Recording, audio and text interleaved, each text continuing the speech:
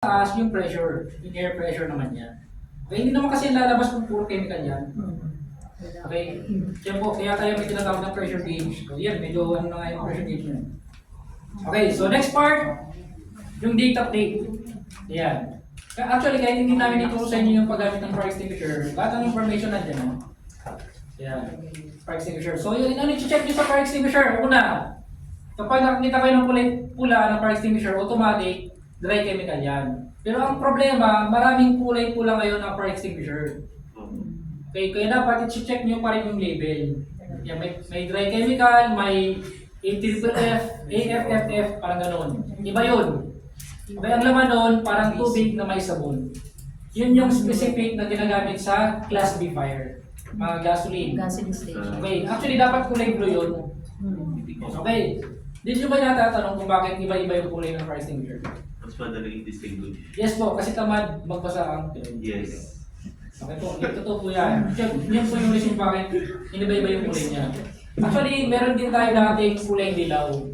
Okay, kapag dilaw ang fire extinguisher, ang laman ng tubig. Okay, yun din. Yan nga ngayon, silver eh. Yun naman yung pang class K fire, kitchen fire, silver. Okay, pero ang mahal nun, nasa 24,000 yata yun. Kaya hindi namin advisable yun, kaya diniscuss ko sa inyo yung mga alternative measure in eliminating a class K fire. Okay po? So, last part naman niya is yung pin. Kaya last ko siya kasi yan yung nakakalimutan lagi. Hindi nyo magagamit ang fire extinguisher kung meron pang pin. Ito kasing handle na to ay bakal. Ngayon may kinakagat siyang pin. Ngayon, sa sobrang taranta mo, binibig mo yung fire extinguisher ng paganyan, matatanggal mo ba yan? Hindi, kinakagat siya ng bakal. Kaya sa handle mo hawakan, hindi sa lever. Okay? Or hindi siya hook. Kahit nga ganyan siya, hindi mo siya matatanggal. Kasi siya may seal pa eh. Yung seal, hindi yan yung concern. Madali lang siyang tanggalin kapag twist mo siya or ito, hihilayin mo lang ito. Ganun. Okay po? So yun po, may question pa po tayo fire extinguisher? Wala na? Sige, ako na nga lang. Okay, paano ba siya natin i-maintain? Proper maintenance, muna yung outside muna. Ano yung check natin? May pin pa ba siya? Kasi kung wala na, ibalik nyo na sa provider para sila yung mag-provide ng pin.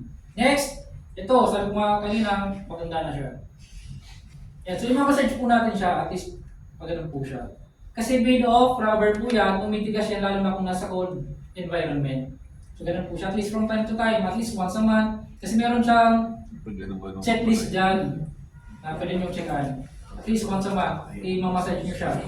Hindi ba, tapos na kayo mag-office, so wala na kayong ginagawa sa office. Ano kayong gagawin ko? Ano kayo pwede pang libangan ko? Di ba ako na yung fire extinguisher? Massage po siya, tapos na siya.